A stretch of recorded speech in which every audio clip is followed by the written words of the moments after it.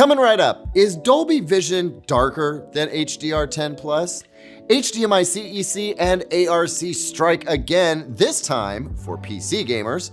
Some LG OLED owners are getting a blue tint on one side of their screen, and when the choice for a matte screen is a no-brainer.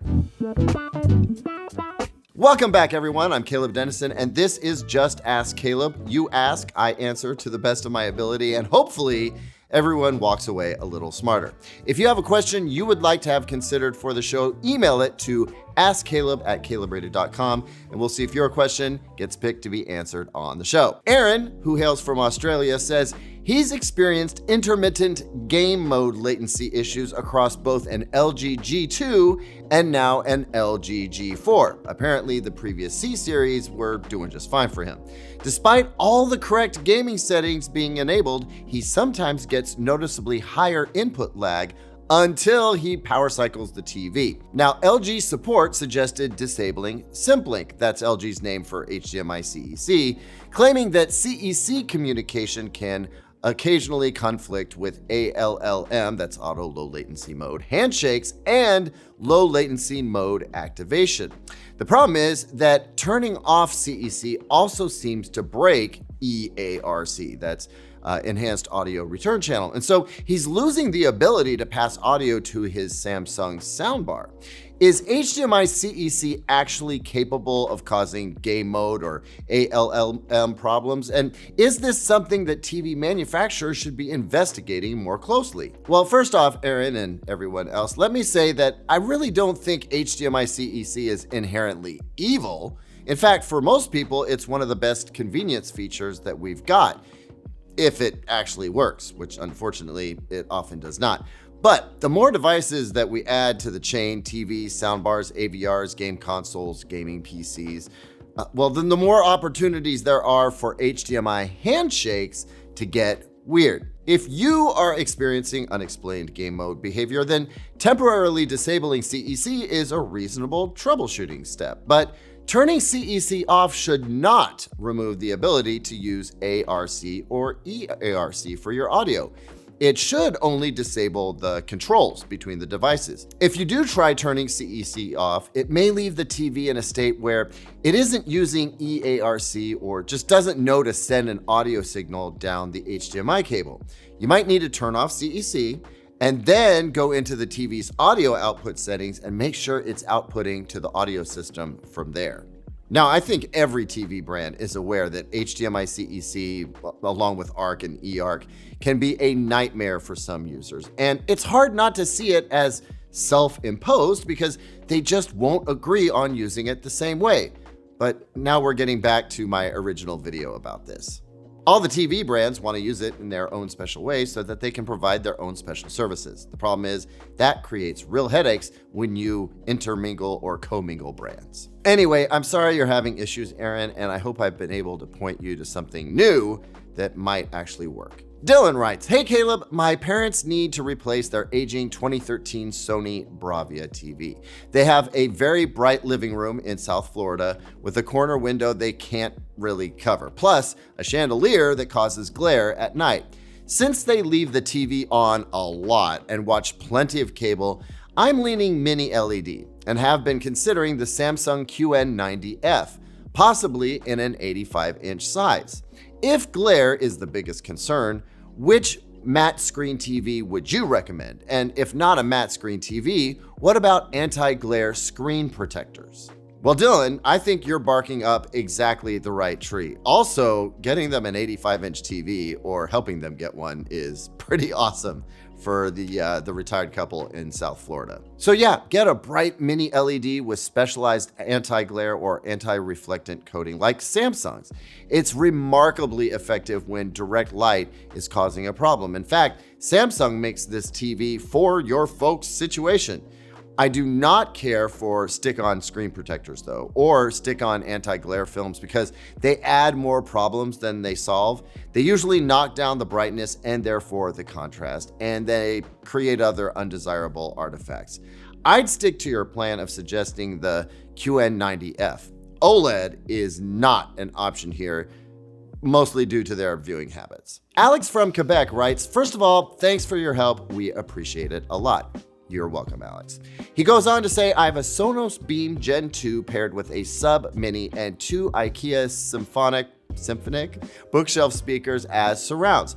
I made the mistake 3 years ago to buy them in white. I would like to change my setup this time in black. I love the sound signature of my setup, but I would like to have suggestions for a new setup that supports DTS and that will not cost me an arm and a leg. By the way, Alex has an LG C3 and did try an LG soundbar and didn't particularly care for it. So, Alex, the good news is that your LG C3 does support DTS.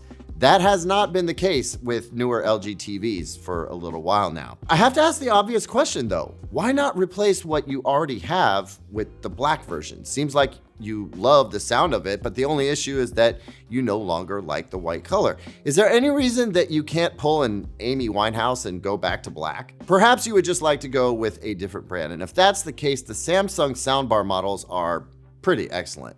For something more compact, the Polk Magnify, that's spelled with a letter Y at the end, that series was always surprisingly good, but it's been a while since I checked them out, so maybe go see what other reviewers are saying about them. Or you could go with the Gusto and get the Klipsch Flexus Core 300 system, but that might get into costing you at least an arm territory. Now, if your sub is tucked away and so its color really isn't an issue, then you only need to replace the bar and surrounds. And that's helpful because a whole new Sonos system can be costly too. I guess there's always the repaint it method, but I would strongly advise against that unless you are very handy in a paint shop. Anyway, I hope that helps, but follow up with me if it does not. Noah writes, hello Caleb, I have an LG C5 that I purchased a few months ago, and ever since I got it, there has been a slight but noticeable in certain content, mostly in grays and whites, bluish tint that runs along the left edge of the screen. I've seen some other people online having the same issue on their C5 as well.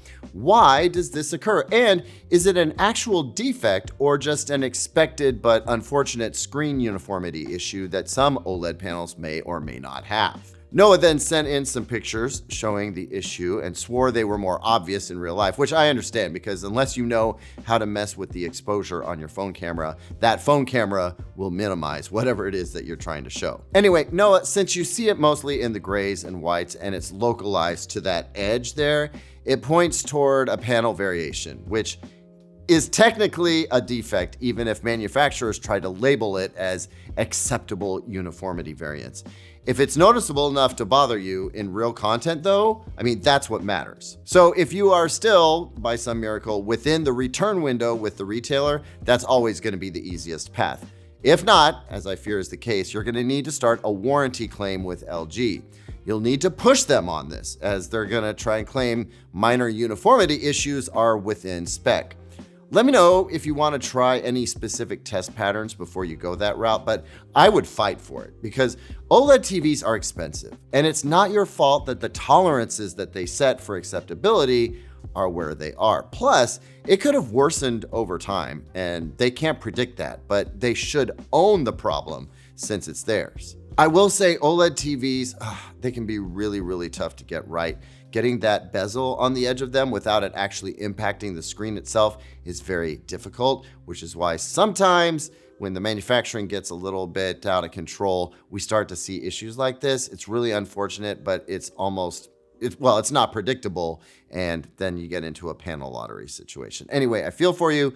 Good luck, fight for it, and let us know how it goes. And finally, I had to get to this one eventually because I've heard the same claim many, many times. Dolby Vision looks darker than HDR10 Plus or even regular HDR10. And there is enough anecdotal evidence that I don't think we can just dismiss this observation. Some viewers are absolutely seeing a darker Dolby Vision image, but after doing a deep dive, I can't really substantiate the broader claim that most consumers are finding Dolby Vision to be darker than HDR10+. I couldn't find a consumer survey demonstrating that. I couldn't find a comprehensive controlled study showing that Dolby Vision consistently produces a darker picture. What I did find was a scattered mix of reports. Some say Dolby Vision looks darker, some say it looks brighter or more impactful. Others say they can barely distinguish it from HDR10+. And I'm not surprised because this isn't really about Dolby Vision versus HDR10+, and it never was. Saying that Dolby Vision grades are darker suggests that Dolby Vision itself imposes a darker grade on the content, and it does not. Dolby Vision and HDR10+ are both dynamic HDR systems built around something called the PQ luminance curve. That means that the HDR signal knows what the TV can do, and it adjusts the picture info accordingly. There isn't a rule inside Dolby Vision that says we're going to make this darker. Now, Dolby Vision offers the colorists, the people who control this stuff, some additional creative controls, including what's called trim passes. Trims are intended for different display capabilities. HDR10+ takes a different approach to describing the content and guiding the display's tone mapping. So either format can theoretically produce a darker, brighter, or nearly identical image, depending on the master, the metadata, and what the television does with that information. There are really several different variables being bundled together whenever someone says Dolby Vision looks darker. Several things could be responsible. The Dolby Vision version may have been intentionally made darker, or the TV may automatically switch into a darker picture mode. Different TVs, streaming devices, and apps can also handle the exact same content differently. So yeah, the picture may look darker sometimes, but just because the Dolby Vision logo appears doesn't mean that Dolby Vision itself is what made it darker. We have documented proof that a specific Dolby Vision implementation can look darker though. LG's 2025 C5 and G5 OLED televisions are a very good recent example. Owners complained that Dolby Vision, especially in the Cinema Home preset, appeared noticeably darker than HDR10.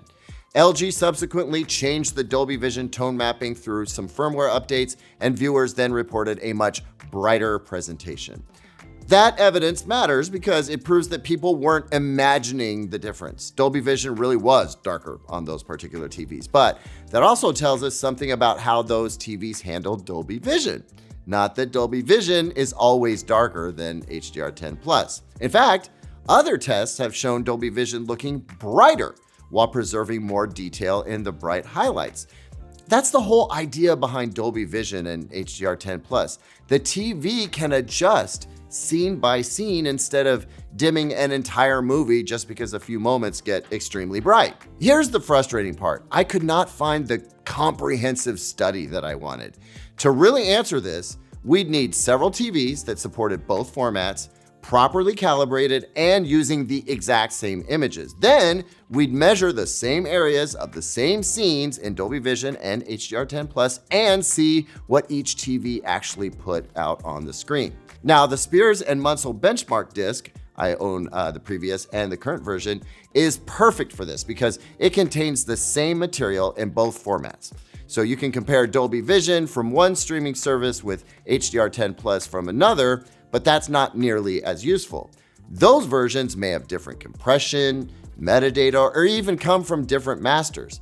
But testing one TV still wouldn't settle it. It would only tell us what that TV does with those formats. To find a real pattern, we'd need several TVs from different manufacturers with different panel types and brightness capabilities. We'd also have to consider what people actually see, not what a meter sees. Overall image brightness matters, bright highlights matter, colors need to be taken into consideration, the room that you're watching and how bright it is inside matters. Two images can measure almost exactly the same, yet one can still look brighter because its colors are richer. So here's my conclusion. The perception that Dolby Vision looks darker is real, and on certain TVs with certain content, it may actually be darker. but I haven't found any solid evidence that Dolby Vision is inherently darker than HDR10 Plus, or that most people consistently experience it that way. And since the comprehensive study I'm looking for apparently doesn't exist, maybe I'm the one who needs to do it. I mean, we gather several TVs that support both formats, we calibrate them, we use the Spears and Munsell disc as our common source, measure the same scenes, and essentially I'd end up writing a white paper on the results. Does anyone want to commission that study? And by commission, I don't mean sending me an email saying, you should totally do that. I mean compensating me for all the income I'm gonna miss while I'm not making other videos because I'm busy measuring the same lamp in the same frame 137 times. Until someone does that kind of work, Dolby Vision is darker than HDR10 Plus, can be true in specific cases. It just hasn't been proven as a general fact. And as far as I'm concerned, from my anecdotal position, it just ain't true. I think we could set up your G6 to make Dolby Vision plenty bright if that's what you want to do. Folks, thanks so much for watching. Did you enjoy this episode? If so, leave me a thumbs up. It really helps the channel and I appreciate it. Leave me a comment down below if you've got other questions or comments that you want me to read. I'll read as many of them as I can. Subscribe if you want to see more content like this. I'll see you on the next one. And until then, take care of yourself. No, not now. Dude! What?